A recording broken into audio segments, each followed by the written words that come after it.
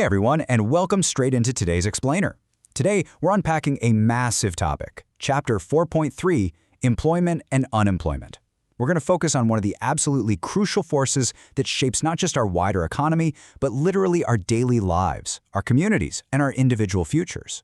We're going to look really closely at how massive macroeconomic forces, things like global business cycles, changing interest rates, and rapid technological shifts, how they dictate who gets to work, who doesn't, and what that actually means for all of us. Okay, let's dive right into this. Are you actually in the labor force? People throw this term around all the time, and it's super easy to assume that just being an adult automatically means you're part of it. But in the world of economics, this term has a very precise, specific meaning that fundamentally shifts how we calculate economic health. Strictly speaking, the labor force consists exclusively of the number of people who are employed or actively seeking employment within an economy. Now, that actively seeking part, that is key. If you're a student who isn't looking for a job right now, or a full-time homemaker, or maybe someone who has simply given up looking, you are not in the labor force. It's that simple. And this directly ties into the participation rate, which is just the percentage of the working-age population, usually folks between 15 and 66, that is actually participating by either working or actively trying to find work. So, here's our roadmap for today. We'll cover 1. The baseline, 2. The perfect economy, 3. The 5 faces of unemployment, 4. Job loss disruptors, and 5. The economic and human fallout. All right, let's kick things off with Section 1, the baseline, rules of the game. So before we can really understand the disruptions in the job market, we need to know how we measure failure. Now you might think the unemployment rate is just a giant tally of everyone without a job. Actually, scratch that. It's way more specific. It measures the percentage of the total labor force that is unemployed but actively seeking employment and willing to work. It basically represents the people who are out there hustling to participate in the economic engine, putting themselves out there, but finding that the economy simply doesn't have a spot for them right now. Moving on to Section 2. The perfect economy, the full employment balance. So what happens when everyone who's willing and able to work actually has a job at existing wage rates? Well, economists call this full employment, and you think that's the ultimate goal, right? Well, it's actually a bit of a double-edged sword. The benefits are amazing and exactly what you'd expect. An overall increase in our standard of living, vastly improved government finances because of a massive drop in social welfare bills, plus a surge in income tax revenue, and of course, poverty prevention. But the negatives? They carry serious risks. Mostly labor shortages. Think about it. When no one is looking for work, businesses can't easily expand. To attract staff, they essentially have to hike up wages to poach people, and that can trigger wage inflation that just spirals through the entire economy. Let's jump into Section 3, 5 faces of unemployment. Not all job losses are equal.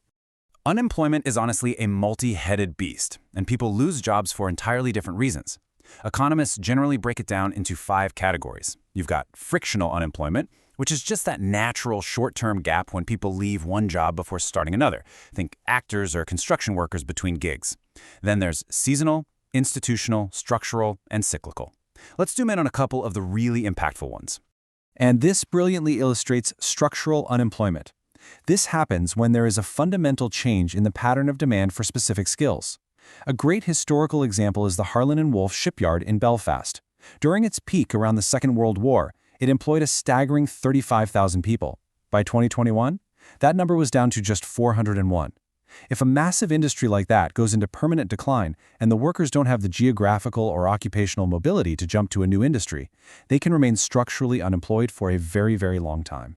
And another major form of structural unemployment, technological unemployment. Driven by rapid innovation, we're talking self-service checkouts, delivery drones, automated robots. New labor-saving techniques are constantly diminishing the demand for human workers. It's not that the worker did anything wrong, it's just that their specific manual skills are literally no longer what the employer needs. Then we have cyclical unemployment, which is also known as demand-deficient unemployment. If you look at Ireland's unemployment rate over the last 40 years, you can see these extreme peaks and valleys. Cyclical unemployment is completely at the mercy of the boom and bust business cycle. When the economy hits a recession, aggregate demand for goods and services just plummets. Because firms are suddenly selling way less, they simply don't need as many workers. It's a literal roller coaster that destroys job demand. Which brings us to Section 4, Job Loss Disruptors. What causes job losses? So, what actually forces an employer's hand to start laying people off? Well, there are several severe disruptors. First, relocation. Sometimes businesses simply pack up and move to countries where labor and utilities are just cheaper.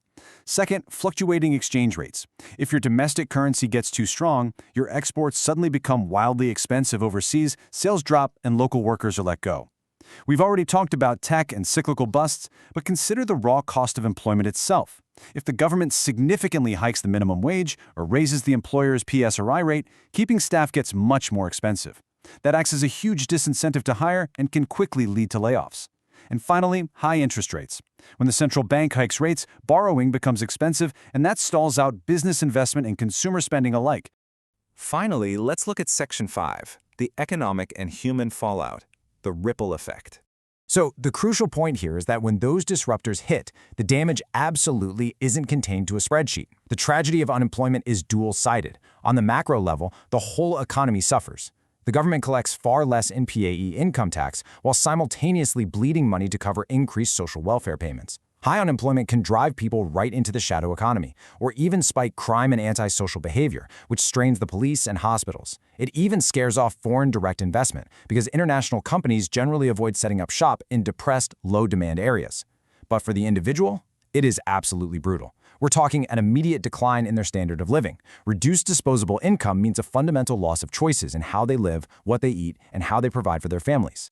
And all too often, that brutal loss of choice leads to the ultimate personal fallout, forced emigration. When the domestic economy just fails to provide opportunities, individuals are frequently forced to pack up their entire lives, leave their families behind, and travel to a new country entirely just to survive economically. It's a profound, heartbreaking human cost derived directly from those macroeconomic shifts we've been talking about. So we've seen how everything from the strict definition of the labor force to the advent of delivery drones creates these massive waves that impact entire nations and individual households.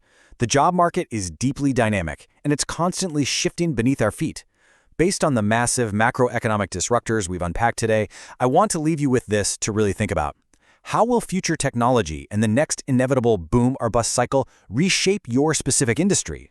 Keep learning, stay adaptable, and thank you so much for joining me for this explainer.